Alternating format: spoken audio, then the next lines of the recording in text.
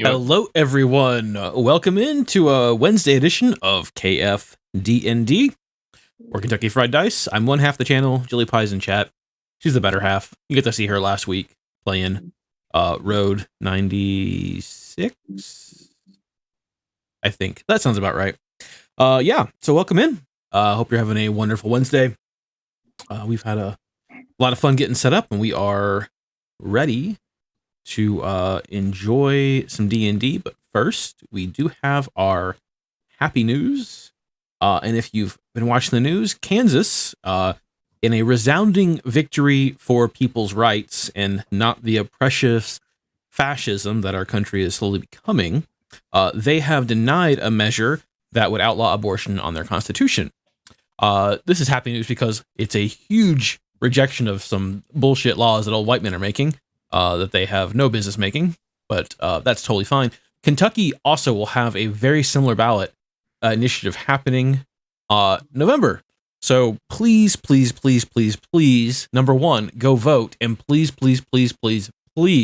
vote no on House Bill. I just talked about it earlier today on our Discord.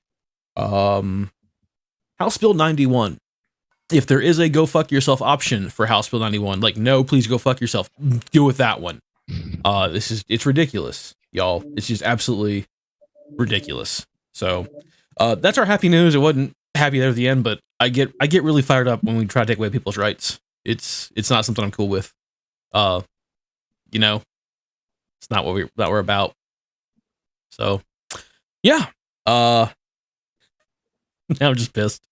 I got myself pissed again.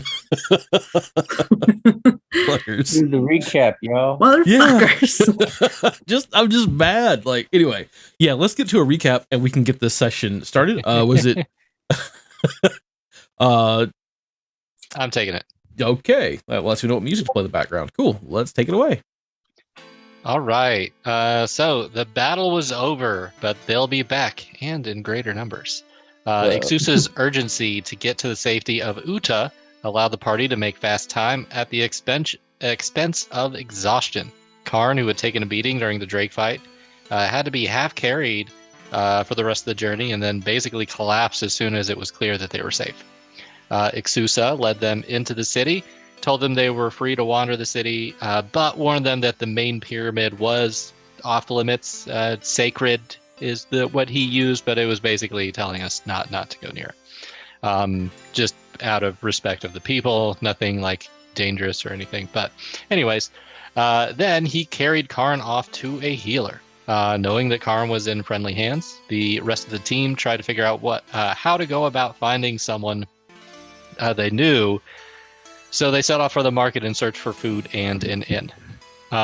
During the trek through the city, they noticed that there was a wide spectrum of snake-like features on each person, and it seemed as though that played a significant factor in their status among their society.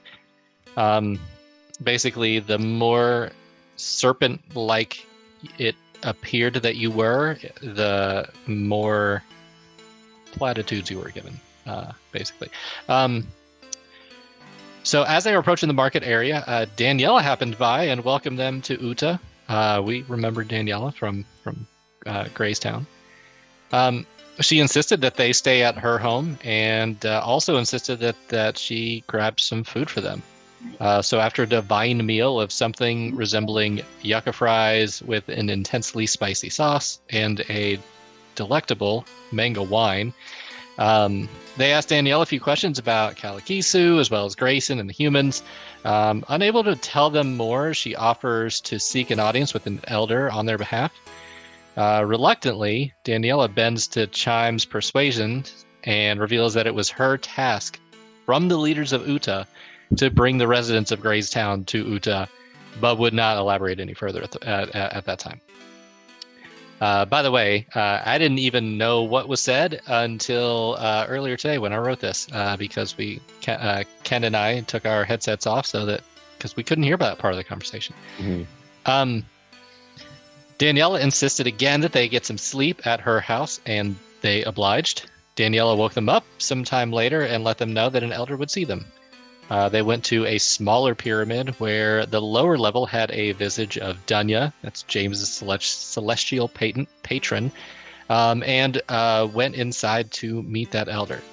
Elder Sulis introduced himself via a telepathic conference call to the trio and started answering their questions and granting them the option to go see Grayson and the villagers to start with. He also confirmed that the art outside is of the creator. That's usually what they call Dunya, but it is the same heavenly being, we'll say, since they believe, never mind, we'll get into that. The one thing which is the creator is the one that they worship.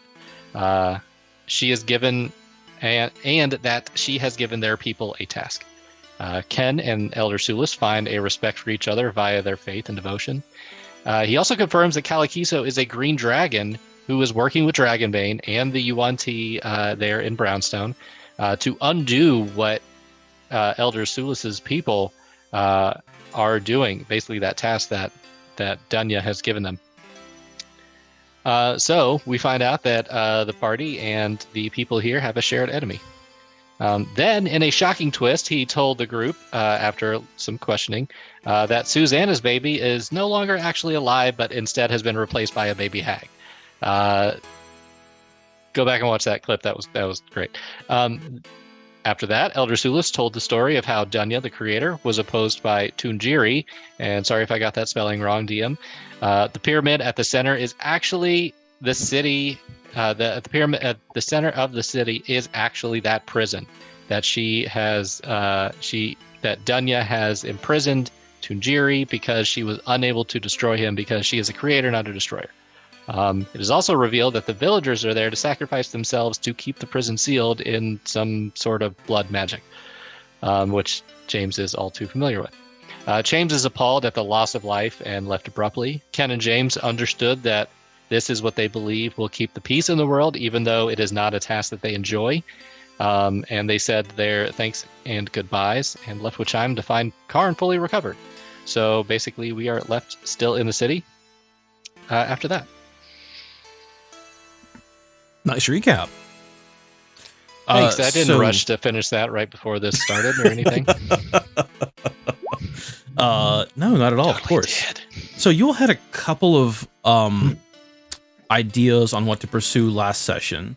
So I think if you wanted to see Grayson, that could be set up for you. And you had mentioned perhaps going to the library that they have to research maybe alternate ways for this blood magic, aside from sacrificing not only the Yuan-Ti that live here, but also the humans that came, or humans and more traditional fantasy species that came from Graystown along with Grayson. Almi Hinabars, thank you so much for the 22 months of subscribing. I can't believe we've been streaming for 22 months. Actually, we've been streaming longer. We've been affiliates for 22 months. Thank you. That is so kind. I used my subscription note to say library. All right. Well, luckily there's 4 of you, and if you want to split up, obviously you can. That always works out really well. And if you would like to not... Oh, Ryan, thank you for subscribing for 9 months. Also library. Library. Quick aside, I actually have a coworker that says library. Like, and we talk about, we have a system of, we use libraries for some jobs and stuff that are very similar, but every meeting we talk about libraries, it's library. Just constant libraries. They're like blueberries, but yeah, sorry. I was going to say not to be confused with magic berries. Confused with truth berries. Oh, Julie Pie, thank you for those bits, and we got a hype train.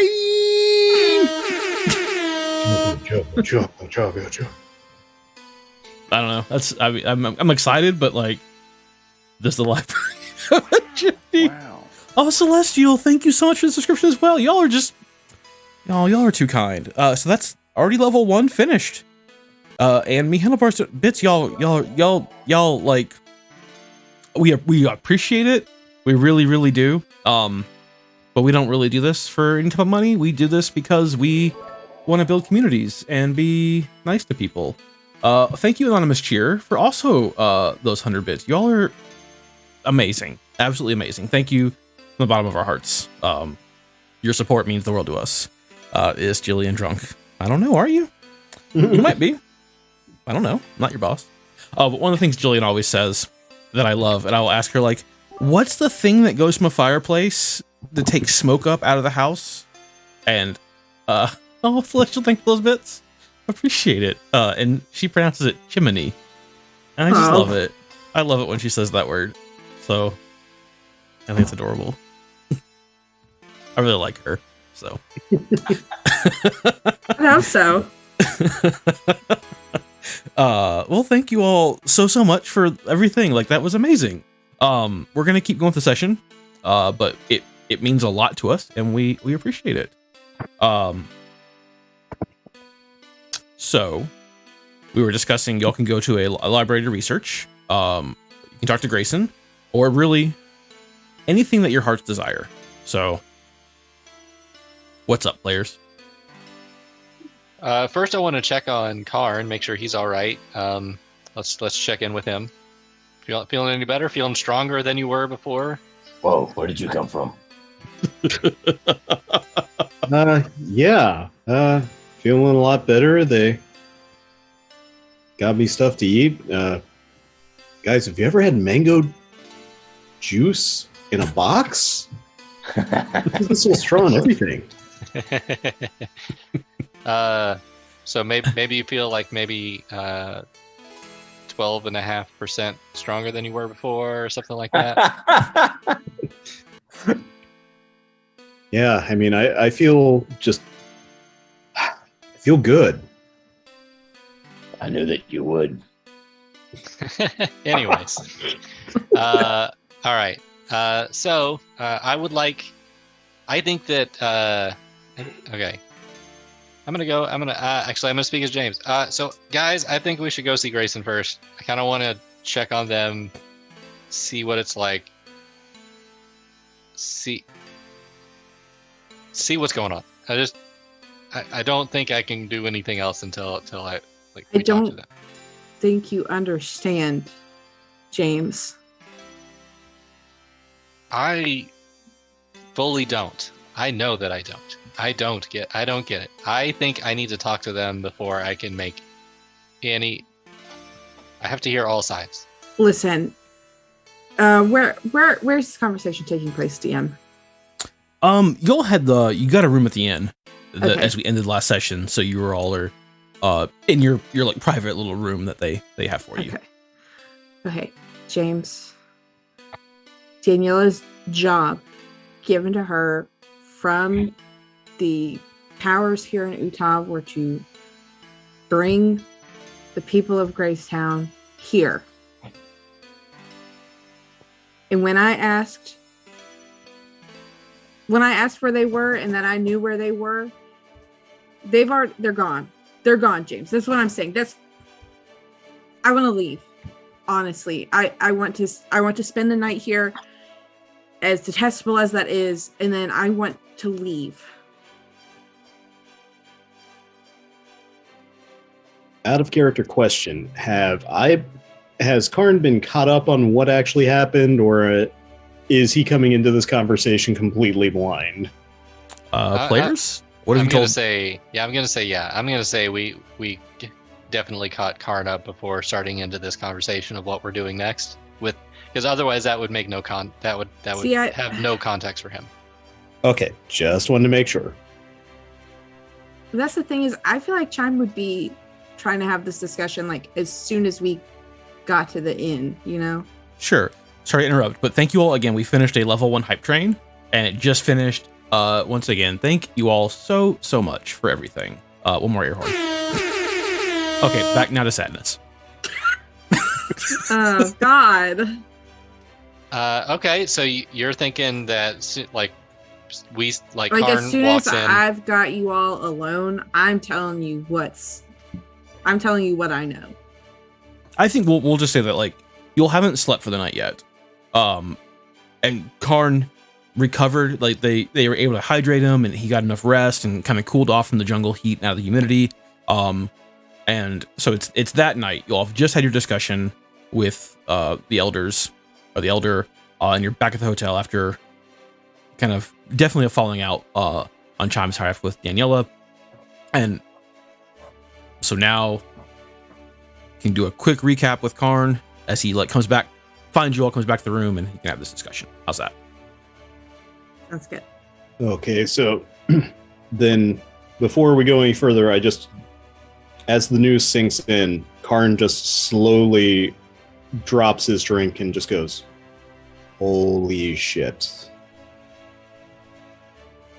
Yeah. This place, I don't want to be here. I don't want to talk to these people. Clearly nothing here is going to help us in the situation of Brownstone. I think we're better off going back. Chime, have you ever heard of the old phrase, cutting off your nose to smite your face? No, I don't have a nose. Cutting off your beak to smite your head. The point. Yeah, I guess that's sort of yeah. The point I'm trying to get at is, we haven't really burned any bridges here yet. Why not use what we know and the trust we've gained to capitalize on it by gaining as much information as possible? I think that if we leave without checking the local library for information on how to change the way they're doing things here, that we're doing a disservice to all those that have been sacrificed. I'm sure that there's somebody that has a network within the ether, an ethernet, if you will. And maybe we can use that to our advantage as well as to help not avenge. No, it's avenge. It's avenge, Ken. Fair enough. Those people didn't have to die.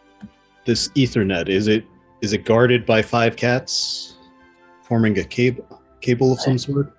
I have heard the legends as such. I've always heard it was a wall of fire. A wall of fire defended by 5 cats. My goodness. Okay, but going back into seriousness. You all joke about this? You wait a couple sessions when you're fighting Hellcats and they're casting Wall of Fire on you. Like, where'd this come from? God fucking damn it. Look, I just wanted to make some internet jokes. Come on, man. Chime, I understand where you're coming from. I'm as horrified as you are, but I have to agree. We know that there's a power in here that Dragonbane desperately wants. And I'm afraid if we don't investigate anything, he's going to find a way to get it. We need to know what we're up against. We definitely can't stay here long. I don't know exactly how much I relayed to you all out on the trip here, but Ixusa he seemed very keen on us maybe being like the next honored guests, which is what he called the people from Gracetown. Okay, so the longer we stay here, the longer they contemplate throwing us in with that thing. Then we'll be quick about it. I agree that it's a possibility, so let's be quick about it. Let's keep our wits and our weapons about us. But what if we can neutralize the demigod inside that pyramid? I doubt we're going to be here long enough to figure out how to do anything that robust. I mean, how would we do that? How would we do that? How did we even get mixed up in this? We're just trying to keep some guy from taking over the country. And, oh God, what have I gotten myself into? Well, and also to be fair, it's not a demigod. A demigod is a half god. This thing is the grandfather of the gods, kind of. Whatever. God, demigod, whatever the hell it is. Well, let's at least go to the library and just see if we can find anything. Agreed. Hell, for all we know, this library could just have 14 copies of the Fountainhead. I did say they're civilized. So, they don't. Okay, and Okay. a few Dean Koontz novels too. Okay. So it's like, I think getting to early evening at this point. You've had your meeting and like the sun was setting, and now it's kind of, we'll say full on night. Do you want to go ahead and rest before you go to the library, or are you all like heading out to the library right now? What I'd say we time of head- day is it? Night. Said early evening. I'll leave that up to you all. I think I'm still going to the pyramid. I want to see if Grayson's still alive. I'll head out with James then. I believe that you were offered we a can go- meeting with Grayson. Right. Okay. Let's not waste time. Okay. So library right now. Okay. And the meeting is not till tomorrow, right? With Grayson, correct. Okay. Then yeah, library. Okay. Wait, so I know this. Yes. He said he granted us permission to go see Grayson and his people. Oh. If that, you may be right. It may be that we're there to talk to their spirits as far as they are concerned. I don't know. Wait, what if it's a trap? Yeah, that's what I'm concerned about. I don't trust these people as far as I can throw them. Well, if I'm not back in half an hour, run. When we go, I don't know. Whatever, we'll figure it out. I've been offered to go see Grayson. I want to see Grayson. If he's still alive, I want to know that if this was his choice or not. And he's gonna say yes. I'm gonna try and find a way to the truth. But for now, but that's not for hours. For now, let's go to the library. Chime, you can stay here. I mean, it's obvious you don't want to go out here. That's fine. Totally fine. I'd rather go with you than stay here alone. All right, to the library, I guess. Let's go. Is anything written in common? No.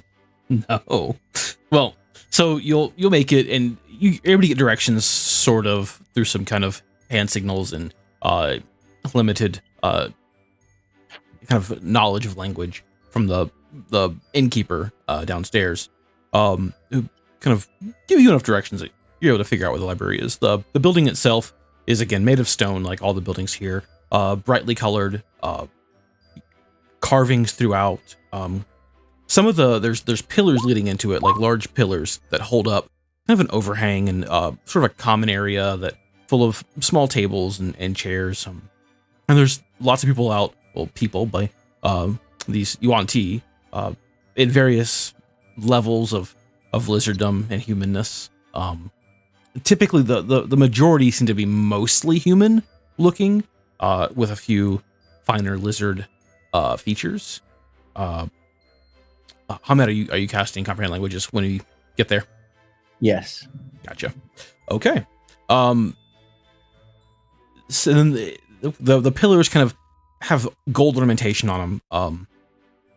Inside the library is well lit with what appears to be just magical light spells that have been permanently cast to where the entire kind of cavernous room itself is lit up with these carved stone shelves throughout. Then the walls are just lined with more shelves, with the ladders throughout to climb up higher to get what appears to be nothing but casings of scrolls. Lots and lots and lots of scrolls. Kind of in the middle, there's it looks like a kind of a desk, maybe like a almost circular, maybe librarian-esque desk, research desk. There, and tables throughout, all with individual light sources. Looks like people really like libraries in this savage culture. Sick burn. I mean, now Chime's leading that way, so not for the same reasons. Oh, yeah, probably libraries are the best. How do you want to go about your research? And how long do you want to spend here? Nah, it's not a matter of time. It's a matter of how, whether we can find anything. We'll put in at least, it's early evening. We can put in at least a couple of hours. So we probably should ask for their hours. Known by personal experience. And I think it assistance. depends on how many spell slots you got for that spell. Let's see how long it lasts. 1 hour. One It hour. lasts 1 hour. I have that same spell. I can now cast it twice. So Right on. I've got 2 hours. 2 hours. 2 hours. 2 hours. Okay. So will the two of you, I guess, take a table and go through the scrolls? Yeah. That seems like your main. I'm gonna try and find some help first before I start any of this stuff, and I'm gonna ask Chime if she's willing to help translate and ask these people some things for me. Yeah.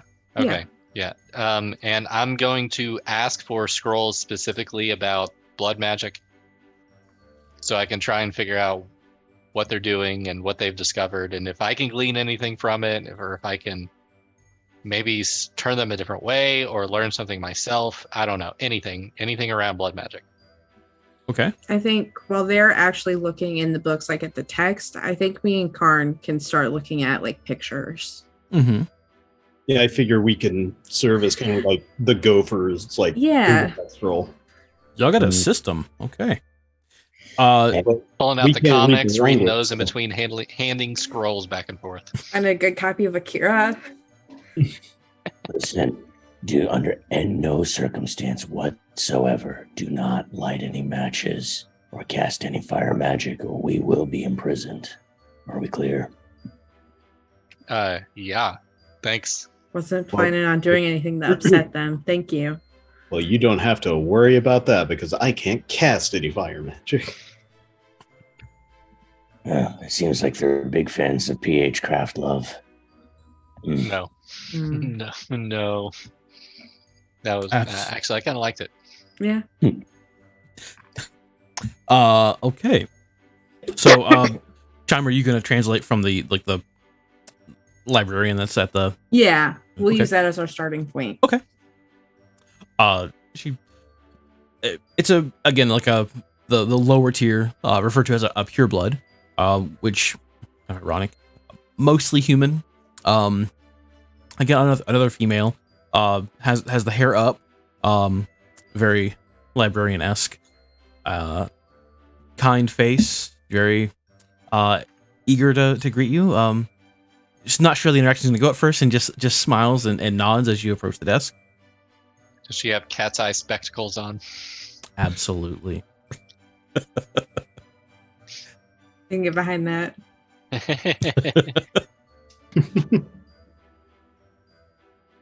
She kind of looks at you, like, doesn't speak common, and raises her eyes as much as she can, and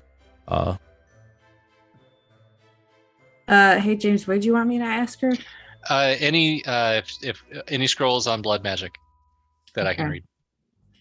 So Chime is going to be putting on like her. This is what she feels like is like formal, nice, well mannered.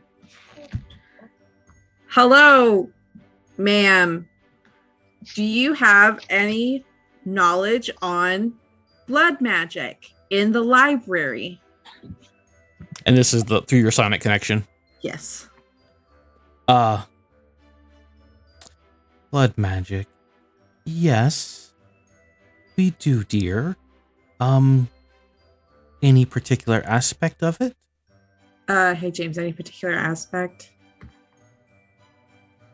I don't know what any of this crap means. So maybe ask anything about how the pyramid works, and if I'm not allowed to talk, if they're not allowed to talk about that stuff, ask what like kind of options I've got here, because I don't know. I think I'm going to start with asking for options. I'm not going to go head on with the pyramid.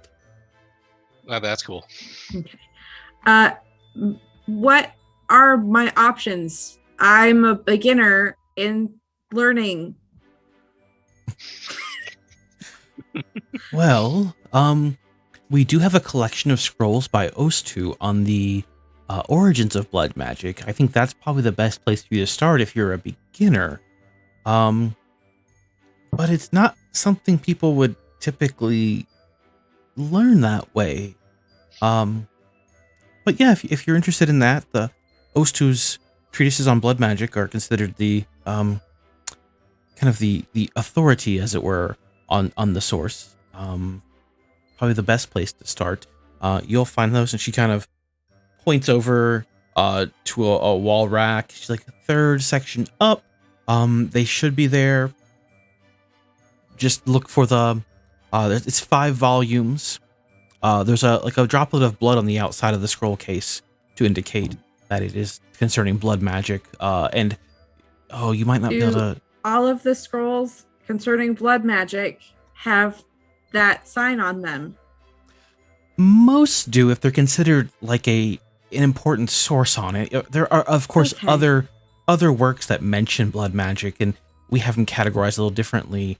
But if it's if the focus of the piece is on blood magic, then it has typically the little blood drop on it. Yes. And they're usually in that section, but sometimes they get thrown over to other sections. You know how sometimes it's really difficult to keep books in order. I would not know. I don't typically spend much time reading, but I am expanding my knowledge. Thank you, ma'am. Oh, you're most welcome. Now, when you're done with the books, or the scrolls, please just leave them on the table. Somebody will come back and sort them properly. All right. Thank you for letting me know. You're really welcome. Is everything okay? Yes. Thank you. And she's gonna turn to James and be like, okay, any of the scrolls that have like a little blood drop on them, that is what we're looking for. Oh, are they confined to a specific space? So the place that she pointed to is gonna have that general area. But she mentioned like an Ostu has like, it sounds like blood magic for dummies. So maybe we start there. Maybe we do something else. Blood magic for dummies. Step 1, bleed. That one's like 5 books. Is what she said. Okay. We can go check that out. If Ken needs some help finding some stuff where to start, maybe he needs a little help too. Yeah, I'm looking for the mating habits of the common Dracus. Any fans of the King Killer Chronicles out here? No? Okay. I don't remember that. Yeah, it was a book that he kept on finding in the library over and over again. Decided finally to read it. Anyway, sorry, it's been a while since I've read it. I've been expecting that third book for like 8 years now. It's also never coming, but that's a whole other thing that I'd bring about too. So that's He's fine. read a foreword for it. He was supposed to read 2 chapters for it for raising $1,000 for fundraising, and he has dodged every question about it. So. He read a foreword on it. The same forward for the last 2 books. But anyway. God. Like how the guys are stress drinking. Who's going to hold out longer, Patrick Rothfuss or George R.R. Martin? Well, George R.R. Martin's going to die. Definitely Rothfuss. Yeah, Yeah. Martin's going to die. Anyway. Hopefully not, but... Who is going to give Brandon Sanderson something to write? Right? Okay, so you're looking for a book about duck mating. No. Okay. Anything about the history of the pyramid? I didn't really feel comfortable asking her. History of the city, history of the founders of this city. Yeah, I'll ask her that. So Chime kind of like makes her way back over and says, "Excuse me, ma'am." Oh, hi, dear. Is there something else I can help you with? My friend wants to know if you have any books about the history of this city of Utah. We would like to know just some of your general history and how you came to be here and your culture. Oh, that is so amazing. It really warms our heart when people come in and really want to hear about our what we've done. Oh, okay. So the early history, is that what you're looking for? Like more contemporary? Like so you can kind of caught up Yeah, in the let's do. politics? I think early history is where we should start. Okay, that is the best place to start so you can get the full picture. Um so one thing that I would recommend, and it's not so much in terms of um in here per se, but the main meeting hall of the elders, which is just a few streets away. The outside mural is actually the entire story of our people, but in kind of a picture form. So some of it might be the nuances might not be there, but that is an excellent place to look for our history, especially early history, as they inscribed it there. We do also have an initial kind of history of the founding of the city and our split from another tribe. That was written by Mosatha. You'll find it, and she kind of points the opposite direction. And she's like, "We actually just have the title on the outside of that. If you'd like, I can have one of our assistants find it and bring it to you."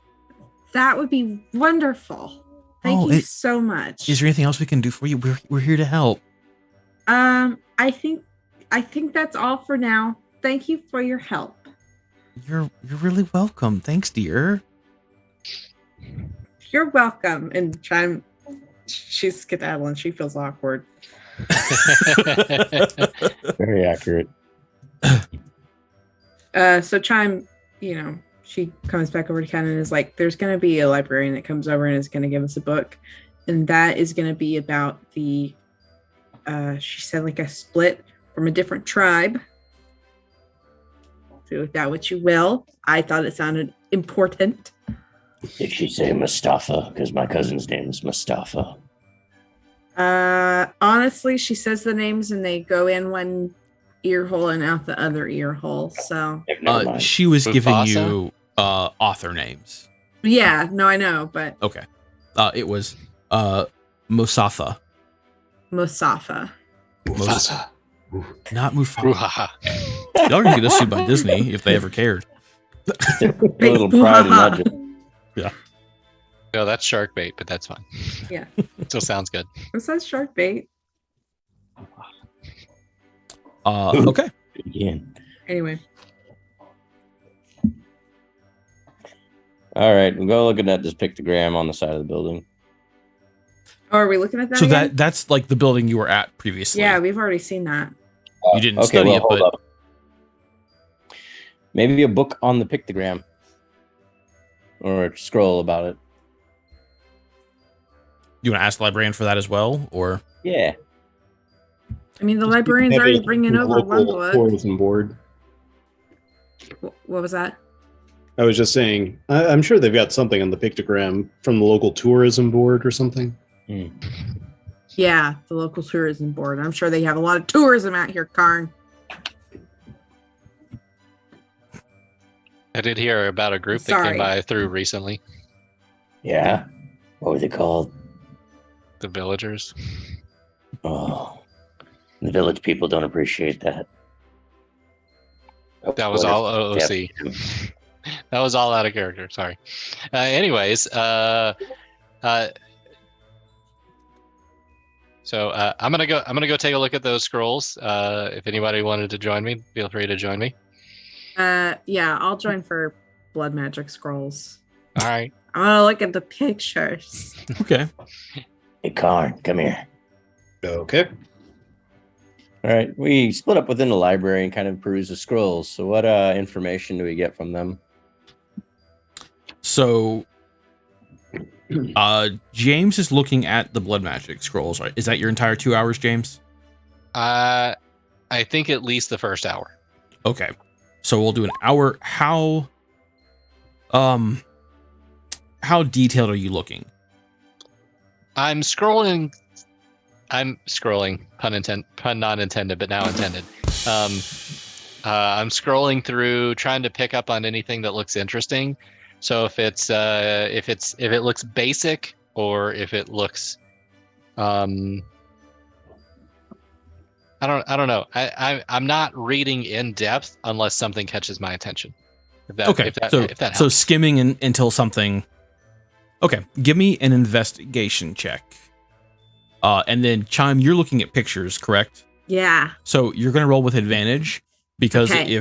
so basically how I'm picturing this, and I don't want to narrate your characters too much, but this is how I'm kind of seeing it happening, is you have this large first scroll, and I think it's 4 or 5 volumes of blood magic kind of sprawled out on the table, and table's probably about 6 or 7 feet long, and this scroll is the entire length of the table. And it's 5 of these just on the basics of blood magic. And it's illuminated with like incredibly ornate handwriting, and there are figures as you go of different parts of it to demonstrate points and to provide a little break. So with that, so Chime is basically like looking at these pictures, you're kind of skimming, and I'm seeing Chime as like, oh, what's the caption on this picture say? As like she kind of sees something interesting. So Yeah. with that as like the narrative reason, you get to do this investigation check with advantage. Cool. Okay. Mine is a 19. Okay. And I need to do this a different way than I normally do it because otherwise it's only going to do once. So let's see. Check investigation. 11. Okay. So this is like the first hour of you looking through it. Chime is pointing out some illustrations and some pictures that like look super relevant. And like they all like catch your eye quickly, and they look like it's something that's going to be important. And then the caption is usually very bland, very like mundane, because you're still in the first scroll at this point, and it's truthfully it's almost all stuff that James you already know as a practitioner of this type of magic. That not only can one draw from their own blood, causing pain to increase the power of magic and the tenacity in which it is cast, but if the life force of another is taken, whether that be willfully or forcefully, at the time of magic being cast, its power is amplified. And it gives examples of who discovered it. It's all incredibly dry, incredibly boring, and at this point, you have not learned a whole lot. So that is your first hour in the library. We're going to go now to Ken and Karn and see what they're up to as you decide what you're going to do next. You've basically finished that scroll as you're skimming in that first hour. So Ken, Karn, what are you two up to? We're trying our best to find to skim through the scrolls and try to see if there's any of them are at all relevant to the pyramid without flat out asking for a one regarding the pyramid. Okay. So I rolled a 6. Sorry. So the scrolls they brought you, and Karn, what are you doing at this time to like be there? Like, what's your plan? I am gonna be similar to Chime and just kind of looking through the diagrams and pictures just to see if there's anything, since I can't comprehend the language that these are in. Okay. So there is a picture that catches both of your eyes, and Ken, you are able to read the literal meaning of it, but you figure it's a actual drawing of the destroyer. And it's kind of done to scale, perhaps. Like there's some trees and buildings, and it is a massive, just huge 5-headed dragon, with every head and every neck being a different color. Just this colossal, terrible creature. But with your investigation, it doesn't you can't read much into it, but from your hour of kind of skimming through it and looking at it, you discover that the reason for the split from the other tribe was due to a disagreement on what should be done with this destroyer. With one tribe wanting to destroy it and end its reign of terror, and the ability to just destroy the entire universe, multiverse, whatever, at its own whim, as it has allegedly done time and time and time again of Dunya's creations, while another tribe wanted to befriend it and harness its power to smite its enemies. Can I tell which tribe we're in right now? Yes. The tribe you're in now is the kind of original tribe who stayed and has dedicated themselves to keeping this destroyer imprisoned. This is the Teshi tribe, which I'll put in our Discord channel at the end of the stream. And the other tribe is now referred to as the Zwalt Suha tribe, which I'll also put that one. Thank you. In our chat later on, so we can all see what's up. But you are currently with the Teshi tribe, the one that wanted to keep this destroyer imprisoned and not use its power. But with your investigation roll, that's about what you learn from that scroll. So we'll now go back to the other two. And what do you want to do with your next hour? So I'm gonna ask Chime if she can think of anything else that we might gain, like another subject that we should focus on instead of blood magic at this time. But if you think of anything else you want to take a look at, if not, I kind of want to keep digging into this. I can't really think of anything. Okay. All right. So here's my approach for the second hour is I'm going to go straight to volume 5. Okay. And see if there's anything there that looks new to me. And if there is, I'm going to go to scroll 4 and see if there's anything like new to me. And I'm basically going to stop once I figure it out what's new to me and what's not new to me. Like only take a couple of minutes each scroll to like figure out which one I should actually start with. Okay. Same system with Chime looking at pictures and pointing out to you. Okay. Go ahead and roll investigation again, please.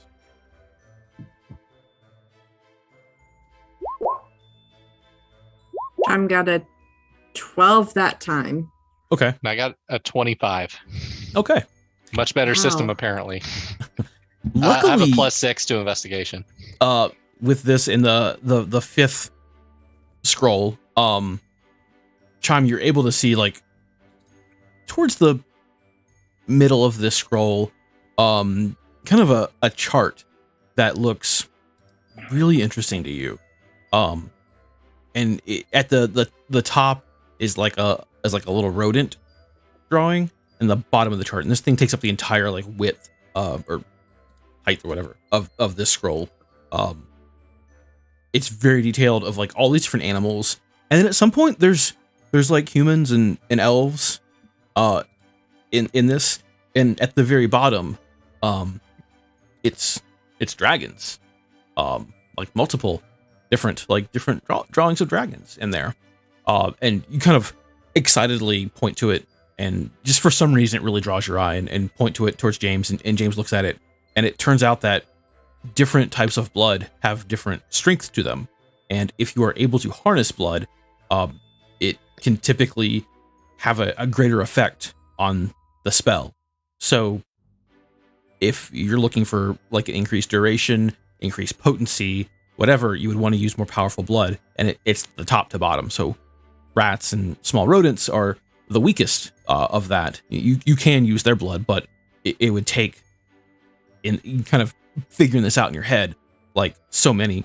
And the Yuan Ti are a little ways below humans, surprisingly, that maybe their blood just isn't as potent in blood magic as one might expect. But they're the most powerful of all are dragons. And the paragraphs next to that mention that using more powerful blood, which can actually, for blood over a certain kind of threshold, and it's somewhere down the list, and the author wasn't quite sure. His experiments didn't get fully completed before he had to finish this work. Publish or perish, as it is. But definitely, dragon blood can actually be stored for a while and still remain its potency for use in blood magic. Finding that discovery and reading all that took up your entire hour, but because you really got in the detail of what it needs for that. Awesome. Okay. So, Ken and Karn, what's your plan for your last hour here? Try to, and Karn, correct me if I'm wrong. I think we're going to look to see if we could figure out how the Teshi are exactly the details on how they're planning on either imprisoning or destroying Five-Headed Dragon. Yeah. Okay. Just continuing in this kind of next volume. Yeah. All right. Same thing. Both of you give me an investigation check, and it's helping each other with advantage, both of you. All See right. how much you get. There wasn't many libraries near the pond. The books tended to kind of get moldy. So a lot of the learning as a duckling was through word of mouth. So, but as Ken got older, he learned his letters on his own and rolled a 13. And Karn, how'd you do?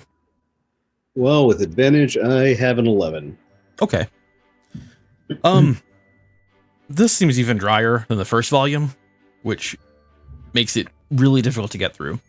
But from what you're told in your meeting from the early in the day, it wasn't so much the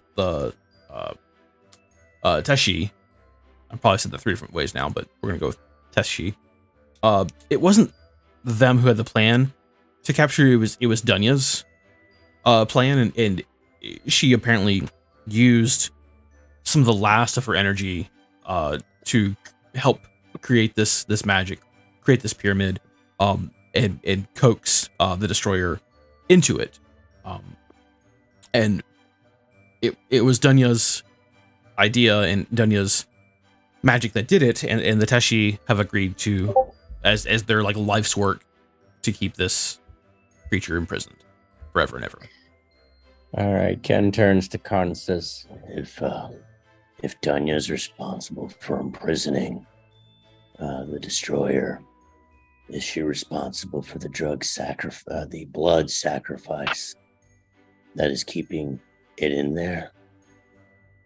I mean, I would assume so. I mean, she did task the Teshi to keeping it imprisoned, and given that they've been making sacrifices the entire time, I would have to imagine that was as she planned or she dictated.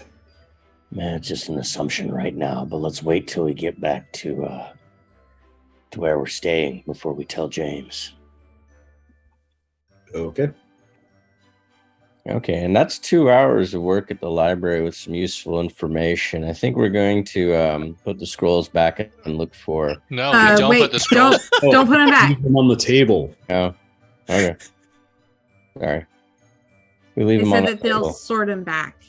Okay. It's that part. I think because it's what, like almost middle of the night now. You've probably spent a total of 3 hours in there, and it was like dark then, so it's getting close to like midnight, I would say. Okay. I'm gonna offer to stay for an extra hour and answer any questions they have about tieflings, blood hunters out in the rest of the world, how we use blood magic, anything like that, before heading back to the inn. Since You're like just gonna offer that to the librarian? Mm-hmm. Okay. I mean, So Cham, you'd have to be the one to offer that for the yeah. language barrier. So are you gonna offer that, Cham? Will you let them know I'm willing to stay for an hour and answer some of their questions within, and for just telling you personally, I'm going to do it within reason. But I hope that means that I'm hoping that anything they can glean off of me might lead to better use and better responsibility of their magic going forward. I don't know. Call me old-fashioned.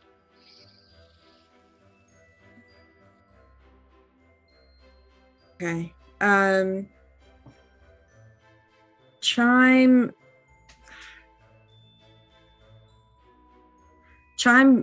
reluctantly relays this to the librarian that she's been speaking with. Okay. Like, actually says all that? Well, not like all of it, but like, know, that's the message the you convey. Offer. Yeah. Yeah, but they have to, by the way, they're going to have to bring their own cyclically linked person, because you're tired. I'm not going to make. Yeah, well, I'm saying that I don't want to leave you here alone. Like, it's fine. Okay, if you're fine with that, but I don't want to talk. I don't want to volunteer an hour of your time further. No, that's for something that you didn't sign up to do. That's not any of the issue. It's fine. It's fine. I don't want to leave you here alone. Okay. I still will. If they have someone who can cyclically link with me, then at least the communication will be a lot faster than you having to listen to me and relay to them, and then relay back to me, and then back to them, and right. But I do appreciate you staying, if you still want to stay. Yeah. The librarian like visibly perks up at that, and she's well, we don't have any official scholars here this late at night. Just kind of the night shift, but if you, yeah, I'd love to ask questions for an hour if that's not an inconvenience for all of you. No, of course not. Oh dear, it wouldn't be it's fine. Oh, let me she kind of fiddles around behind the desk and pulls out these like dried fruit kind of coated in a powdery sugar substance. And would you like a candy? I mean, it's not as sweet as you, dear, but I don't really have anything else to offer. No, thank you. It's okay. I ate. Oh, okay. Thank you, though. It's great. We have a little room over here, and she kind of points over to it. And there's a small section with like some private studies. If you can wait in there, I'll be there with some scrolls to take notes, and yeah, that'd be great. Sure. Okay. Thank you. Hey, I'm not closing that door until like actually I'm just gonna stand outside of that room until she comes back. Anyways, okay. For the record, the stuff that I am going to tell are things that are not like secrets of my blood hunter order or anything like that, but more about general knowledge about the other continent that they don't really even may not even know anything about, other than what they've heard from the villagers and other people who have come here from that. A little bit about the blood hunter group that I was a part of, but again, nothing that it was secret, just anything that would be considered public knowledge about them, or they wouldn't mind telling people if they had asked. Not necessarily that they would be well known or anything, but and kind of just how the world works and that kind of stuff. But I wouldn't really answer.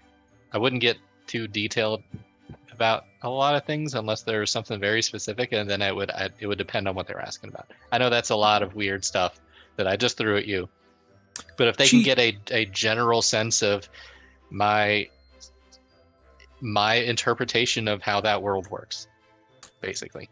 She only asks very basic questions and rarely asks much of follow-up. And very little of it, she doesn't seem super interested in blood magic.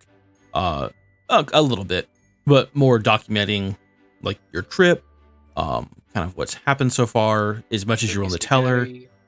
Little bits. Whenever we mention the spooky spaghetti, Chum wants to like let out the noise, the sound of the ship going down. Oh, absolutely. I need to get a soundboard sound for that. Ooh, we should get some. We should get some. I submit. You know what? I'm gonna do it. I'm gonna give Chime. Yeah, what do you call it? Inspiration. Inspiration. Thank you. I think I might For already have enhancing it. my story with sound effects. Oh, it's like C-3PO and R2-D2 telling the stories of Oh dear. yeah, I mean, so like the hour passes very quickly. She is taking like scribbling notes, furiously asking questions, and is just like so excited about all of this. Ken Karn, what are you two doing as this is happening? We're debating whether we should just leave. She never actually closes the door in that room either. Like the door's always open. James, what do you want to do? Sorry, Karn, what do you want to do? I mean, I don't know. I mean, we're trying to seek out all this knowledge, and honestly, I feel completely useless. Chime is she kind of does she? I mean, is she able to hear? The what's two going of them on? discussing. Yeah. Go and give me a perception check.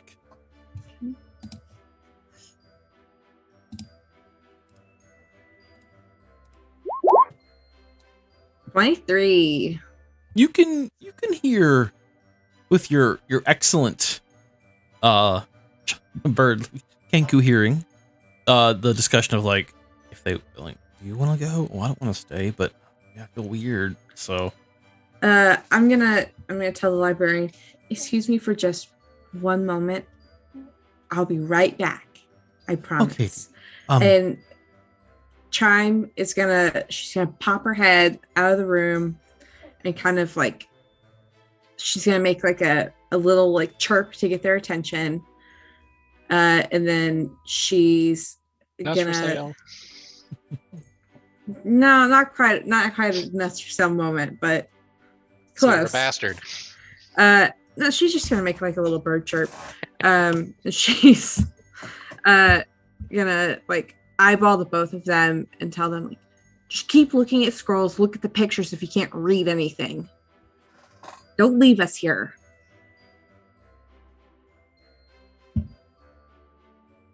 Got it? Okay. Just don't leave us here. As Chime is out of the room, the librarian begins to like do a very crude drawing of James, and she starts to do it and then like points at it to you, like to make sure you're aware that she is like drawing you, and then she's like shaking her head like, Oh my God.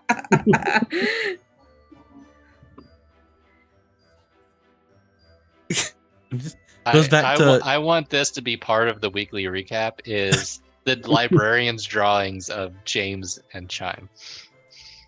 I'm not included. it's just you right now because Chime's out of the room. Oh, okay. Oh, I'm sorry. I thought she was talking to Chime when Chime came back. I'm like, hey, that's not bad. no, as you are gone, she is like doing a crude sketch of you, and then when Chime comes back in and they reestablish the link, I'm sorry, I should have asked before you left, but could you ask him if it's okay if I draw a sketch of him? If he says no, I'll tear it out. James, are you cool with her like drawing you? Sure. And do you mind if I draw you? Me? Oh, absolutely. Go ahead. Oh, thank you. And she's like looking up, and she kind of draws the two of you together, and then has like brief descriptions out to the side of each of you, and they're nowhere near the level of our character art, but they're decent drawings. Which you can go to burgerbun.com and support an amazing artist. Thank you. You're sorry, I still haven't updated the art, but I wrote a note to do it. You mean you've updated the art because I updated the art. Oh, the command. Yeah. Yeah. Okay. So in that next hour, Ken and Karn, what scroll are you looking at? Are we privy to what's going on in the other room?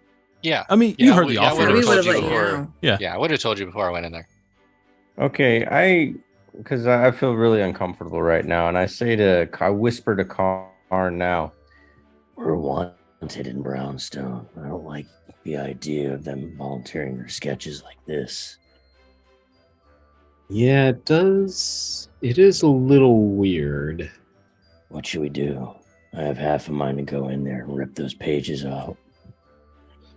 No, we do that. I don't think that's going to be a good idea because that just feels like that's asking for an entire city of Yuan-Ti to just come at us with. What do you think of the idea of me secretly casting something like? I think I have this the ability to. I'm thinking about all the spells that I have. Hang on. Can we talk out of character for a second? Just- one of the things that the elder did say is that he wholeheartedly disagrees with what the Yuan-Ti are doing and who they paired up with in Brownstone, and they are enemies. Just another mechanics reminder: for most spells, it is very obvious you are casting a spell. Doing so discreetly is incredibly difficult, especially if you have verbal and somatic components, because that requires you speaking out words, which are kind of obvious to anyone you are casting a spell, and somatic is very precise arm movements and such. So just all right, so it's nothing is private. It's very difficult to make casting a spell inconspicuous. This ain't no Harry Potter. Not saying you can't, because I don't like saying no, but it is difficult. Okay, so eventually they mull it over and they're like, "All right." Thanks, Basic Witch, for the hydrate. Ken finally says to Karn, Maybe we should urge them to wrap this up and get going. Yeah, it might not be a bad idea. I don't know how much more we're going to be able to do here. Agreed. And so they kind of peek their head through the door with a look of urgency and try to catch James and Chime's attention. You see two heads come from around the corner of the door. Ken's the head above, and Karn's head is right underneath his. And all you see in this look of not astonishment, but kind of a surprise and a cheesy smile. You know, Karn's just kind of like, And your librarian is, oh dear, I think that hour you promised is nearly up, but thank you so much. I think I'm actually going to get this. Very likely we'll get it published in here, and expanding knowledge is one way to empower people, and you've empowered us. So thank you so much. No problem. All right. Well, my companions back there seem to desperately need us, so I think it is time for us to leave. Thank you yes, for your I was time. aware. Oh no, I should be thanking you for yours. Are you sure you don't want a candy for the road or anything? I'm good. I'm fine. Thank you. Okay, well, if you have anything else you need, please come back. Or if you can tell me what you're looking for exactly, I'm happy to research on your behalf. That's fine. Thank you. Okay, have a good night. You too.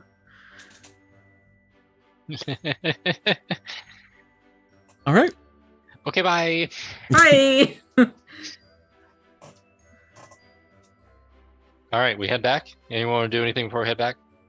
no, I think we should head back and rest for the evening because our creatures are kind of nocturnal, not nocturnal, diurnal. So we sleep at night. Now, you've been pretty exhausted. It's been a lot happening for you all in the last couple of days. Yeah, So- but we did sleep a lot and then get up at like late afternoon. Yeah. I would say after like really pushing through, even Karn's still pretty tired after like So everything you've been through, and it's been very mentally draining as well. So it's probably not restful sleep. It's pretty fitful. But during that sleep, is anybody gonna take a watch, or what's your else plan for that? we should feel safe enough not to take a watch, but I think Chime- that by default, Chime yeah. would love to set up a watch. That's fair. Okay. I'll take first watch then, since I'm technically the most rested of all of us. You sure? Yeah, We got I up a mean, couple hours before he did. Yeah. Still. I mean, someone can relieve me after a few hours, but Mhm. Yeah. I'll take second watch. Yeah, I'll take third. Yeah. Okay. And I actually want to talk to Karn before I relieve him of duty. Got it. Dude. Okay. Are we gonna try and talk about any of this stuff before we go to sleep, or are we gonna sleep on it and talk about it in the morning? What do you guys want to do? I'm fine. Just go ahead and have sleeping through the night and talking in the morning about what our plans are. yeah. I think that's reasonable. I'm exhausted, guys. Good night. You wake me up when it's my shift. Peace. Okay. So Karn, like, how are you kind of doing watch? There's only one door into your kind of you have a private room, and it's a large room. Just the one door in. I mean, there's some chairs and stuff. It's well adorned. It's a very nice room. Doesn't seem like it's used very frequently, but just like kind of sitting by the door. What's your thought here? Yeah, I'll be sitting by the door. Just Okay. There's kind of a combination of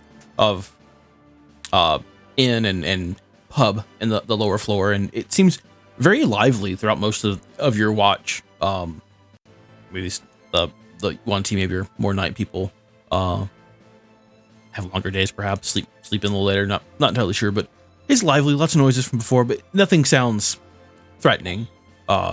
Just kind of typical. You're above a bar sounds for the night, for most of it. And towards the end of your shift, it does die down, and it's about time. And Ken wakes up kind of on his own, and you all can have your talk before your shifts end. And so Ken kind of whispers to Karn. Look, I know the elder said to us that he is diametrically opposed to those in Brownstone. But we're assuming everybody in this town has the same allegiances. And I know through experience that money talks. Anybody can sell us out. So I think we need to be on our guard, more so moving forward. I mean, I don't disagree. I mean,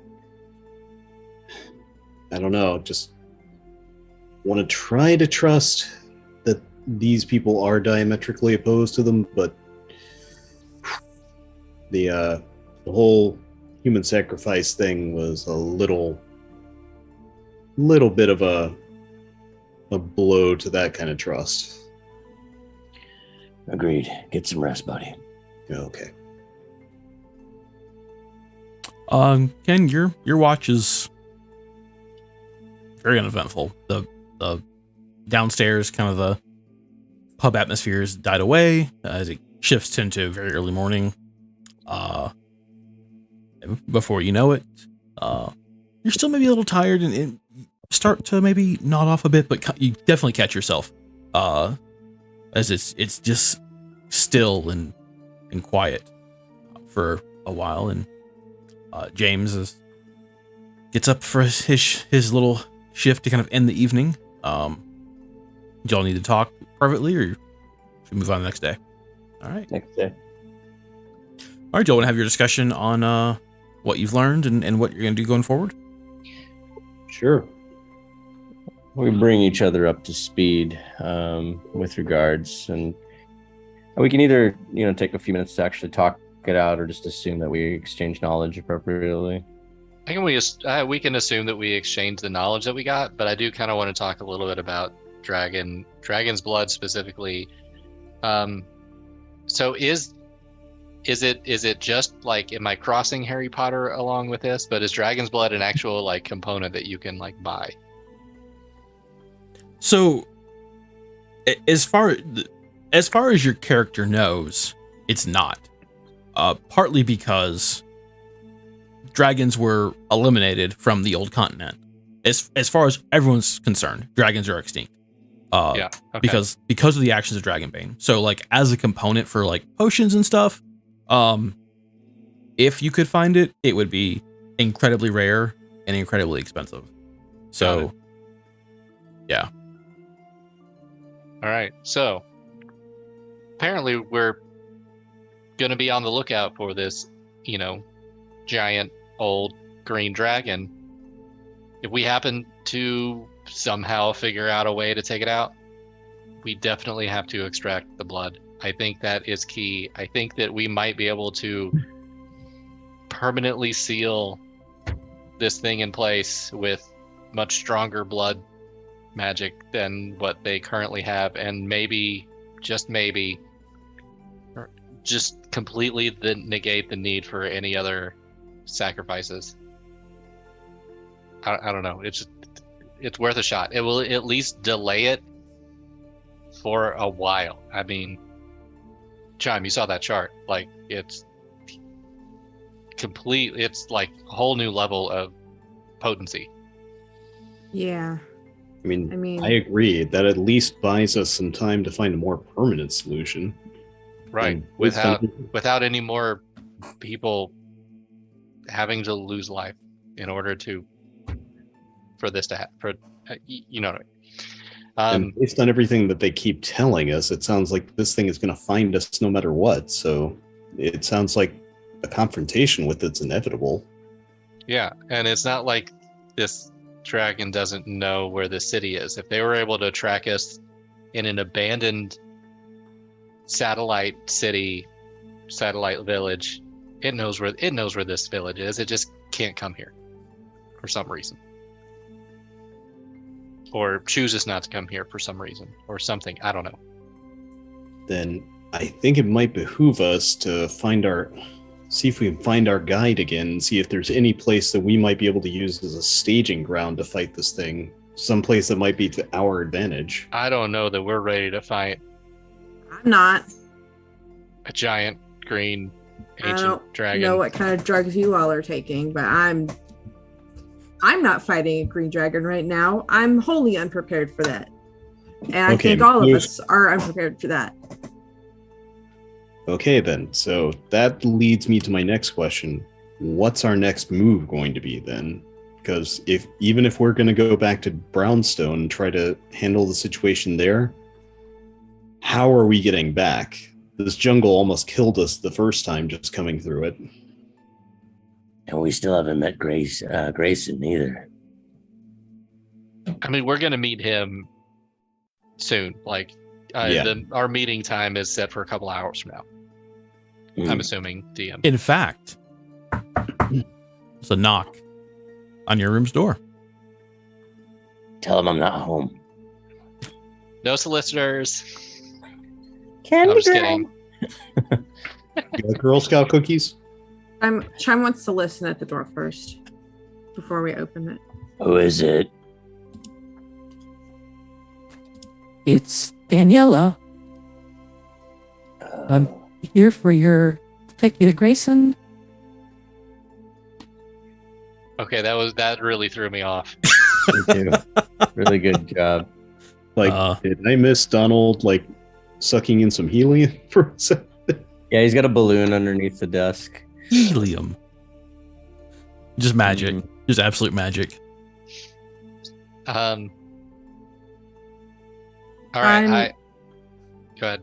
Chime wants to peek the door open just to verify that it's Daniela. Just kind of barely open it. Yeah. Okay. Yeah, open it a bit, and there's Daniela by herself.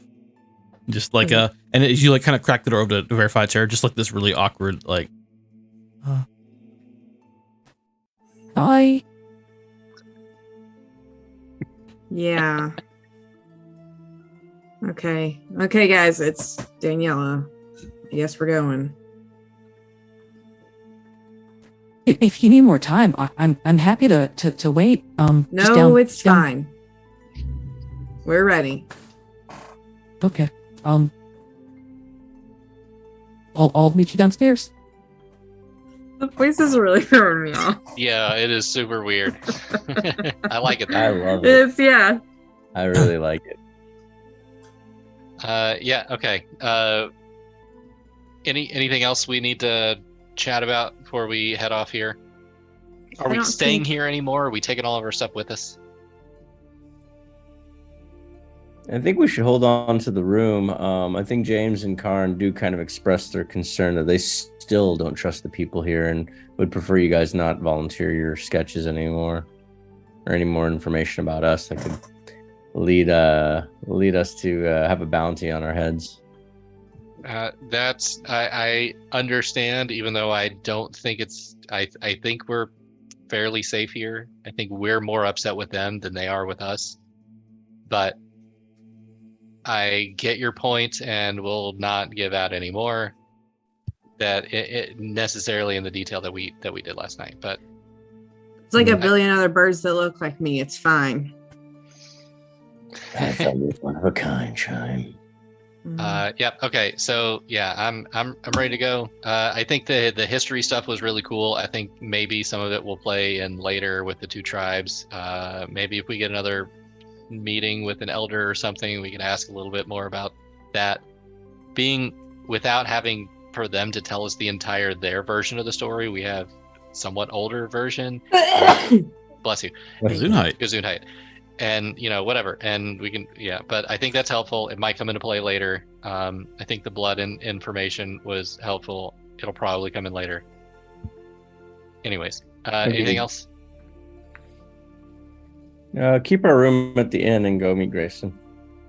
Okay. Danielle is waiting downstairs for you, and Okay. Are you ready to go? Yeah. Yeah. All right. Follow me. she leads you through the city, kind of on the opposite side of the pyramid itself. And on this side, which you haven't really explored as much, seems to be even more like affluent houses and shops and stuff. Almost all of them are multi-story stone dwellings. Some of them have gardens kind of woven into them on different levels. Again, all made of stone, and somehow the colors here are even more vibrant. The carvings in the buildings are even more intricate. Several of the houses have what you've kind of established as the step up from the pure blood Yuan Ti out front as guards, and that's in several of these houses.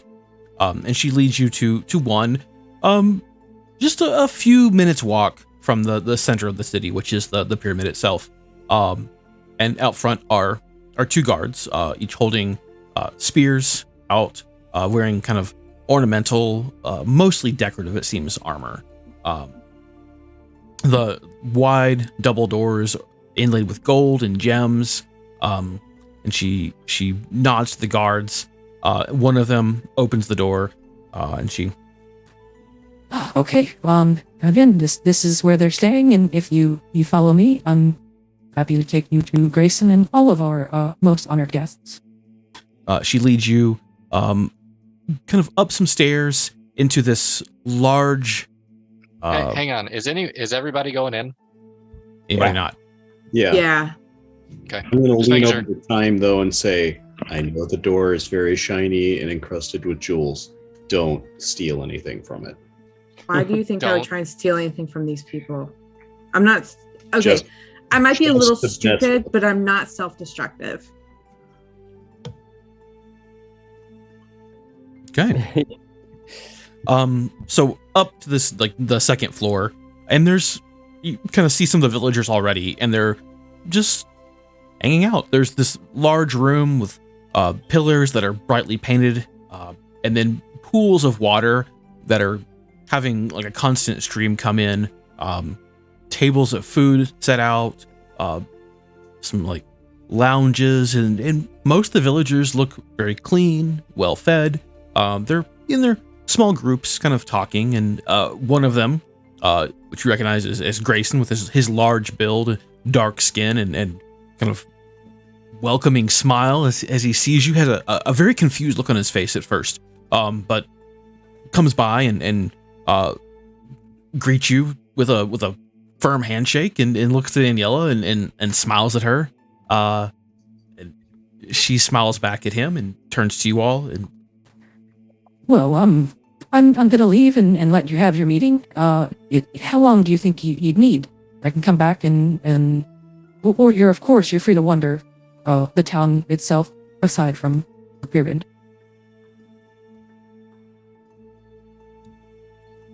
I'm gonna look to Ken for this because it's I'm not really sure. At least an hour. Sure. I'll come back in an hour. I'll wait downstairs. If you need more time, you obviously have it. Thank you. You're welcome. And she turns and gives like another like very slight kind of a mixture of happiness and shame somehow of a smile to Grayson and walks down the stairs. Just a few seconds later you hear the doors shut behind her. Grayson, I never thought I'd see you all again. What are you doing here? I think we need to ask you that question. What are you doing here? We saw Gracetown and it's empty. It is? Well, why would you empty except come for here? 2. Yeah. Good on you all. It was complicated. Here, let's have a seat, grab some food, and we'll talk. How does that sound? Ken just plops into the first little couch he finds. But this water, the kind of pools set up in here, are made for swimming. Several of the other villagers just have their feet in. A couple of them are also like swimming, like for fun. Varying degrees of like temperature. It seems some are very cool and some are a little warmer. Just a very nice setup. But Grayson kind of leads you over to Ken plops down and he's like, oh, this works. I'm sure you have a lot of questions, but maybe first you should hear my side of the story. Real quick. So Chime's telepathic link. Mm-hmm. Can it be? Do we know if it can be overheard, hacked in any way? Go ahead and give me an Arcana check. Okay. 25. It's a like very personal kind of spell. If someone else was in a mind and listening to a conversation, then you'd be aware of it. Just like as soon as Chime establishes a connection with you, you're aware of it. Okay. Whenever the Elder established a connection with all of you, you were aware of it, and you feel we like were aware of each other. You're aware because it's a two-way thing. But even like in the group conference call with the Elder, we could. You knew who was involved, and you knew like that. Oh, thanks, Ryan, for the hydrate. So maybe with some like crazy magic that you're way unaware of, but you've experienced that connection enough to like someone is connected with you. Got it. Okay. Just I wanted to figure that out. Just like Mm-hmm. I think going into this, I want Chime to offer a safe place for Grayson to speak without fear of being overheard. Mm-hmm. That's it. I just wanted to impart that to Chime before we got really started here. Okay. Yeah. So in that case, before I get started, I'm gonna reach out to Grayson. I'm gonna say, hey, I know you couldn't do this last time you saw us. This link that we have, this is private. They don't know anything that you tell me through this. So if you're afraid of something that they are going, if you're afraid of something that you don't want them to know, even if it's something you don't want the other people here to know, your villagers, you can tell me here and they won't know. And it's really important that I get the truth. Of course, of course.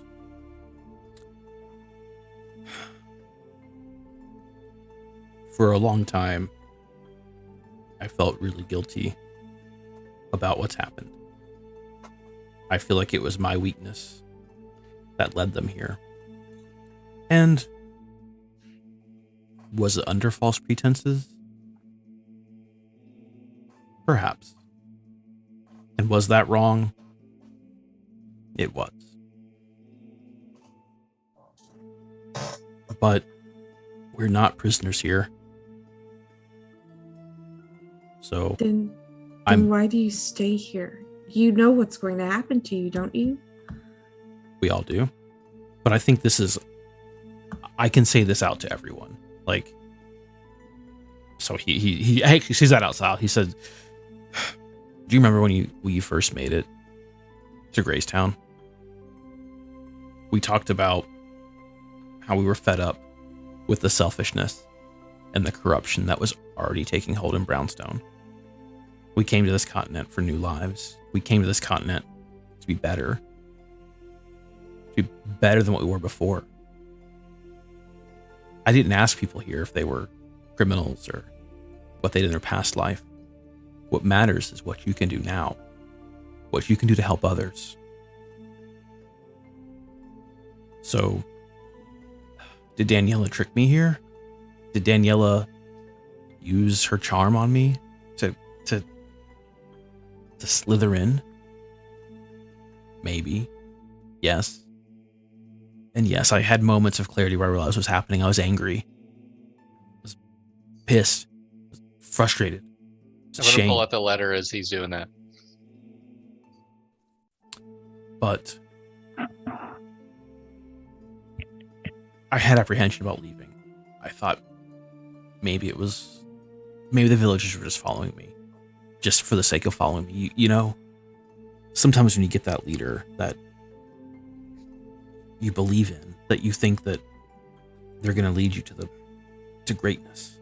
You're going to follow them through anything. Thought that was happening. We made it here with a large group of them. They weren't escorting us as prisoners. We all agreed to come.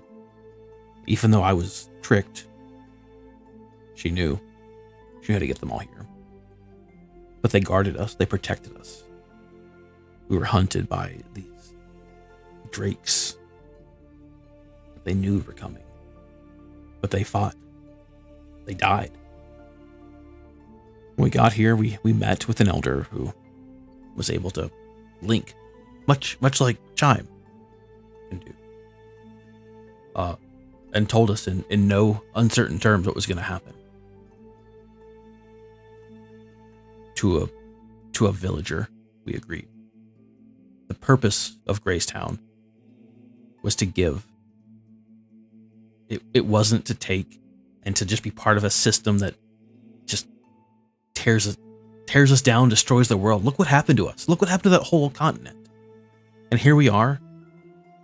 These people have been sacrificing and giving for centuries, millennia. I don't know. Isn't it time that some of us share that burden as well? It's not. So, yeah, we all agreed. We're not prisoners. If you ask any of them if they want to leave, they can leave. It's not as bad as you think. I mean, look at this. You came here to live a new life, and this is what you're going to do with that gift? We can keep the world from being destroyed. That's not your responsibility. Then whose is it? Not yours. That's what I know. Don't we have a say in this matter? Ask any of them. Any of them if they want to leave. If they do, they're welcome to. That's not the issue.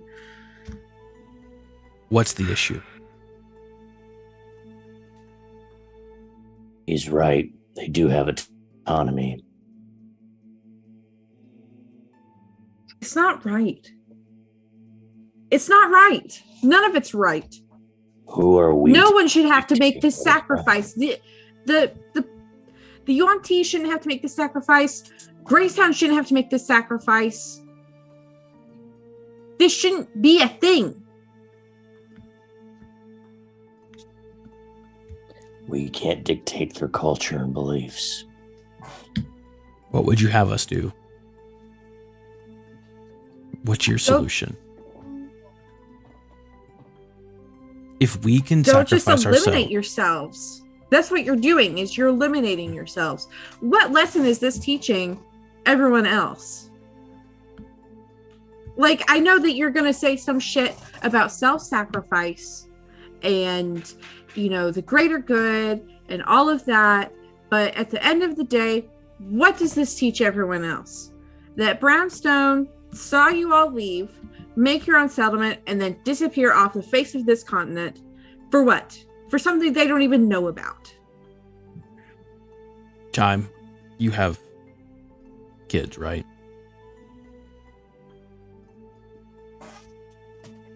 Right? Yes. Would you die for them?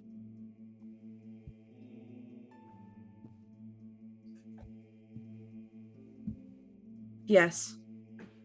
So would I. And so would everyone in this room. You're right.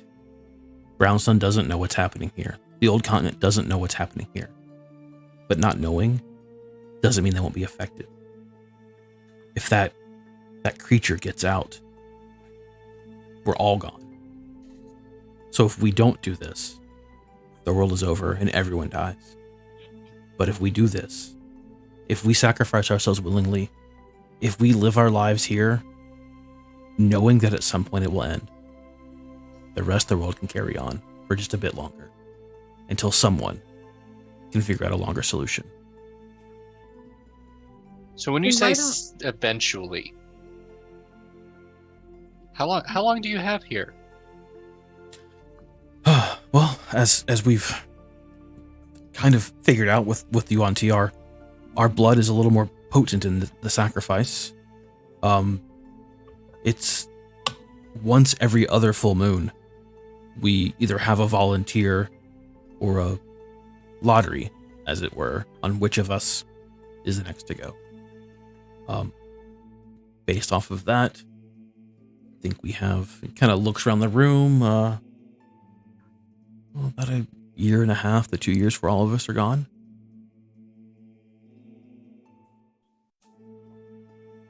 While this is going on, Ken's going to reach out to the gods of justice and try to verify if what he's saying is true. How, like a prayer to them? Yeah. A silent prayer. Okay. Are you there, Justice? It's me, Ken. You get nothing right now. You get the sense that your prayer has been heard, but the silence isn't an indifference, but just not knowing a real answer. Silence is an answer. Mm-hmm.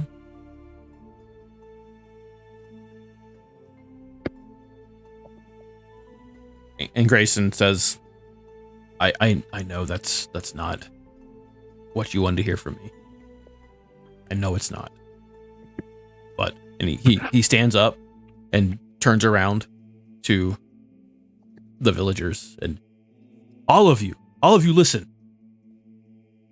Is there anyone having doubts about what we've decided? Is there anyone that has changed their mind or would like to leave?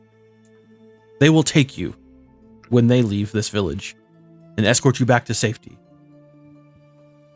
A couple of them just shake their heads.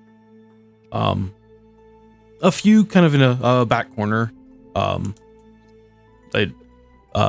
No, we're here with you, but No one says a word against him. He turns back to you all. Speak privately with them, if you wish. Again, our purpose in Graystown was to serve our community, to end selfishness, to make a better world. This isn't how we pictured it, but this is how we do it.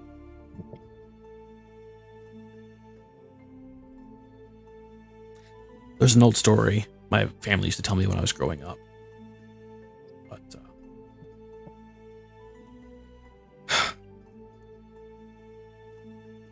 sometimes the right decision is hard for others to accept when they're not involved in it. I get your reluctance. I get that you don't understand. But this is our choice. Clear mind.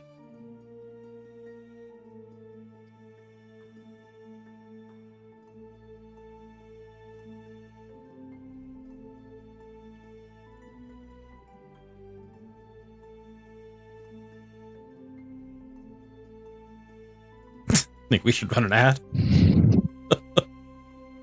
Yeah. Okay. We can do that.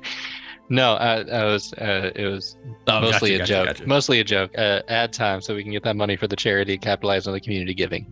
I still actually unrelated. I have to do 6 more minutes of HelloFresh ads, but I can't do it on this stream because I didn't tag it as an ad for us to close out that campaign. So It's okay, you can hit it tomorrow. probably will.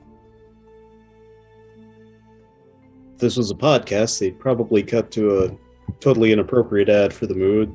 It's the HelloFresh ad. Hello, gamers. Today Hey, I want to everyone. talk to you about HelloFresh. And ZipRecruiter. I'll be honest though. I had a chicken sandwich from them the night from HelloFresh. It was fantastic. Hello, it's your friends Okay, from not Manscaped. Hashtag not an ad. Not an ad. I actually had a chicken sandwich. It was actually delicious. This is a public Alright. service announcement about cornholing. Oh, sir. I need the Doctor. sad trombone. Anything else for Grace and the villagers? Or Yeah, I think I don't think we would all just leave abruptly like that, but we would make pleasantries, make sure I'm not gonna say we. James would make pleasantries, basically be like, all right, there's basically like telling himself there's nothing I could do to change their mind by talking to them. So in my brain, it's find a better, more permanent solution than what they're currently doing, which is applying band-aid after band-aid, which or Yeah. whatever. So in my head, I'll make pleasantries. I'm not going to try I'll poke around just to like see, looking for people who look like they have doubts, anything like that, but not really expecting to find anything based on what Grayson just did. Make pleasantries and then head out when at the end of the hour. sure. Anybody else want to do anything? Um, I think Karn's gonna Yeah, try to yeah. talk to some of the people, but the fatalistic attitude of the villagers has him shook up a little bit. yeah. I got an idea. Ken's gonna slowly but as politely as possible kind of walk up to Grayson and say, Grayson, good to see you. and shake his wrist. You know that wrist handshake? Mm-hmm. I believe you. Well, if what you're saying is true, then I should be able to cast a zone of truth and inquire among all the people here. Will you allow it? Of course. Cast Zone of Truth. Okay. And so, for those of you who are not familiar with this, it's exactly what it sounds like. Especially if you're familiar with the Are you gonna say The zone? Adventure Zone. yeah, thank you. yeah, Earl casts Zone of Truth? he casts it on himself. It's a 15-foot radius sphere centered at a point you choose. It takes 10 minutes, but after casting it, creates a magical zone that guards against deception. 15-foot radius centered at the player in this case. Until the spell ends, the creature that enters the spell's area for the first time or on a turn or whatever must make a charisma saving throw. On a failed throw, the creature cannot speak a deliberate lie. And so I'm going to start interviewing a few of the people around here. Okay. All right. After about a few handful of people, what's the impression I get as to what Grayson just told us? Is it the truth? It seems to be. There's no lies. There's maybe a little hesitation for a couple of people. But they kind of, as they're talking to you, kind of talk themselves through it again, like, you know, a few. And like the strongest opposition you get is basically like, I really don't want to die, but if what they're saying is true, it's my way of saving the world. And most of them have the thought of like, I'm not an adventurer like you. I'm not strong. I can't defeat these evil things. But I can help us all hold out until there is someone that can. Yeah, flashback to season 4 Stranger Things and Eddie Munson. Nope, I haven't watched it yet. Okay, never mind. Thanks. I'm behind. It's the best season. Moving on. Excellent. Yeah. All right, guys. That's that. So Ken kind of relates this. He's like, yeah, they're telling the truth. Some of them are apprehensive about it, as anyone would be, but this is their decision, their choice, and they are sovereign, autonomous individuals who have the right to give themselves up for the people they love, just as we have. And I'm not I'm gonna talk with Chime telepathically and just tell her I am not ready to give these people hope that there's something more permanent out there when I don't know the answer to that. I have hopes, but I don't feel like I can give them that hope.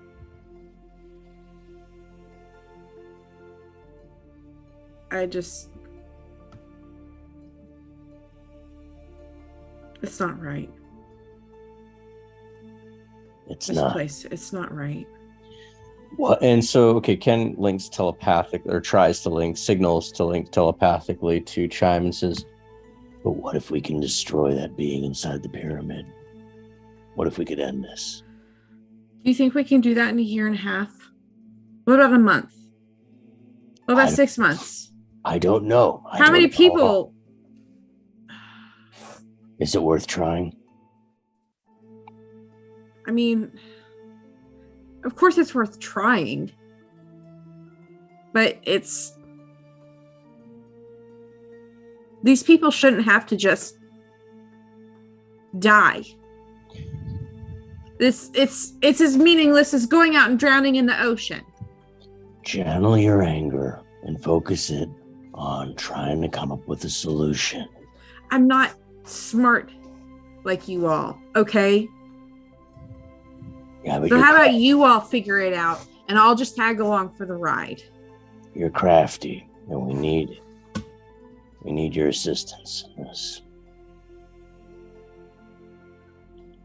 Whatever. I want to get out of here. I want to get out of this pyramid. I want to get out of this town. Yeah. I want to be anywhere that's not here. I don't want to see another snake person again in my life. Let's get the duck out of here. nice. Had to lighten the mood somehow. Whoever wrote this got real dark this season. What the hell's wrong with them? Oh wait, no one writes this. Okay. There are a few things that have come to pass that you could have taken and done something fun with, and instead you did something evil with it. And I think it's awesome. Yeah. And it makes the payoff that much better. All right. So, are we doing anything else here? think we can. Grayson kind of chime. Could I have a moment?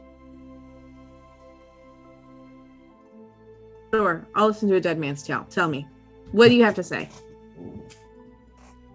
I know you don't agree with this, but Good. I I'm appreciate glad you know that. you not stopping us. I know it's hard. And I did mean it. Every one of us here would die for you and your kids. And that might not make it better. But if anyone can figure this out, it's you. He kind of, he looks like he's like, you mind if I just give you a hug? Don't touch me. I don't. No. Absolutely. I'm cool. Cool. I'm glad you said that. I don't think I have anything else to add.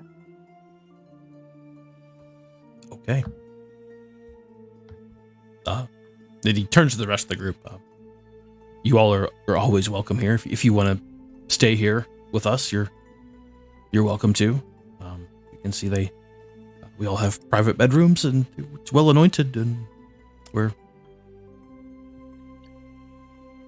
just Okay, doing and then our- a light bulb kind of goes off in Ken's mind, and he signals again to chime to relink. I got an idea. Go ahead. Remember, what was the name of that dragon? Kikuchi? Kiketsu? Quetzalcoatl? Or the stupid green dragon?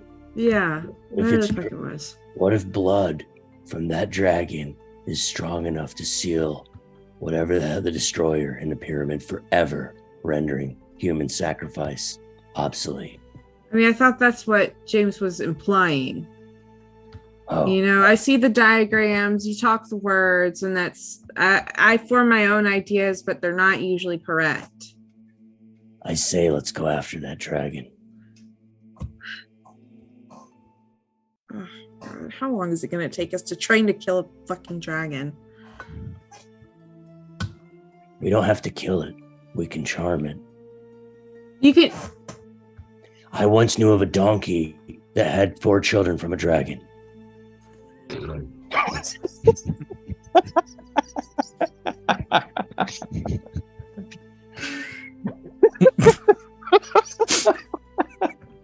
The Shrek you talking about, Ken? Hey, and now I am a believer. The fuck up, all of you. And then I saw her face.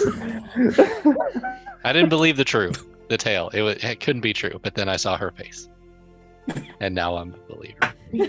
Okay, guys. On that note, Oh my God. Hallelujah. well, Ah! all right. So now we're gonna go try to fuck a dragon. Great.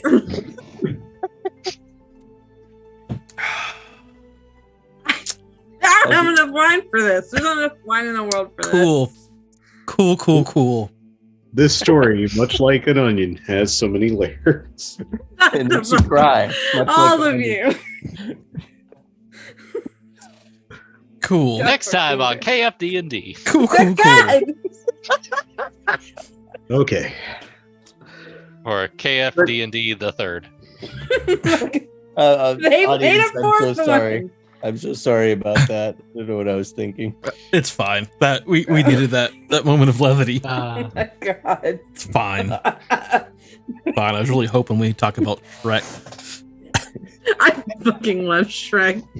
I love Oh, Shrek. yeah. I'm so mad that I did not think about this. Guys, I just want to throw out a second comment. We need a hero. We're holding out for a hero in the middle of the night. All right. So the hour Well. passes. Woo. Yeah. Anything else? Any last words for the villagers or Grayson or? No, I do tell the group that I want to head back and I need to do some meditation. I need to try and reach Dunya. I have some questions for her. I hope she has the strength to answer. Karn is just barely holding his emotions in because he's just on the verge of tears, just clenching his fist. He doesn't like the resolve that they have, that these Yeah. have. I think Chime's very much in the same space, especially because Grayson brought her kids into it. Yeah, Was that a low blow? My emotions Little bit. have a second Yeah. degree burn right now. Yeah. Yeah. Well, as someone who, as someone who has died, Karn isn't really You like. keep bringing that up. Well, no, not in an accusatory way, but just he knows he got lucky in coming back. So Kill a character once and never let you forget it. Hey, You Ryan die Slayer. one time, and then they just won't let you forget about it. Yeah. hey, Right. I'm willing to. Nicholas, on the other hand, will bring it up constantly. All Okay. right. Like, what are you gonna do the rest? You're gonna go meditate, ask for Denya. Yeah, I figure we get into that beginning of next session, but Yeah. Oh, I think we can knock it out. Here, anything else y'all want to like? I'm guessing you're all very drained after this meeting already. Yeah, I'm. Ken's gonna stress eat yucca fries. Chime's probably just gonna like find a stick and whittle. She's turning into a whittling person. Dwarf. Yeah. As they walk out need a of- dexterity save from you. As they walk out of the house, Karn just stops mid-stride and just goes, "Fuck, just fuck." Potty mouth. Okay. By the way, I'm not ready to do that meditation yet. I actually want to think about the questions I want to ask first. No problem. You don't need to meditate. It's okay. Because, Ken, you get a delayed answer from the remaining justice, the remaining god of justice that was still on the plane of justice from the end of that season, last season 1. It's words you don't understand. Definitely in a language, and you recognize it as the language of these 1T, like the words they've been using and saying. But it is Chama Ukax. He yells Ask- it aloud. You just yell Chama Ukax? Yeah. Okay. Almost all the lizard people around, all of the Yuan-Ti, look at you, eyes wide in shock, and we'll end our session there. So Fuck. we'll be back with another episode, maybe not as sad, of KFD&D. Probably just as sad. Hopefully, August- more Shrek references next time. Hopefully all the Bring Shrek more of references. those to the table, folks. Next time we'll answer the question of, do you know the Muffin Man? The one, The one Muffin with Man? August 17th. Muffin Man. Yeah, She's married to the Muffin Man. this is Shrek. No idea We'll what you guys are talking about. Shrek and all the. No. We're gonna do another stream maybe tomorrow, but very very short. Like, tune in if you want to, but very short, just to fulfill our obligation to HelloFresh with the ads and get that done, so we can donate all that money to Glean, Kentucky.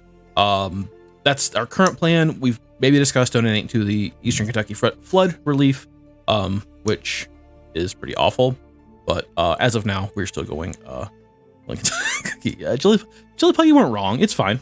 It's fine. It's an easy fix. We'll just do one more quick stream. Maybe I'll just grind in Final Fantasy for a bit. I don't know. Who knows? So yeah, we'll be back with our next episode of KFD on the 17th. Tuesday next week will probably be more Final Fantasy V and probably something from Chili Pie on Wednesday the 10th. So we'll see you all then. Have a wonderful rest of your week, and we'll see y'all. Oh, we gotta raid somebody. Hang on. I'm Can't just forget all- the raid, Donald. Sorry, forget what? I can't forget to raid. You can't forget a raid. I didn't raid Raid last Shadow night. Legends? We're not sponsored by them. They are like constantly one of our options. Ugh. Man, Brandbeard is killing it. Let's go to Brandbeard. I mean, we're like a drop in the bucket for their views tonight, but let's just go say hi. They're amazing. So we're gonna go raid Brandbeard. They're playing Played Up. I think the game just officially launched on Steam. So if it's a game you're interested in, check them out. They're like the best players in the world. So be back with that. And it's doing its thing. Doing its thing. Have a good night, everybody. All right. And we'll see Good night, y'all everyone. next time. I'm not this serious all the time. Bye.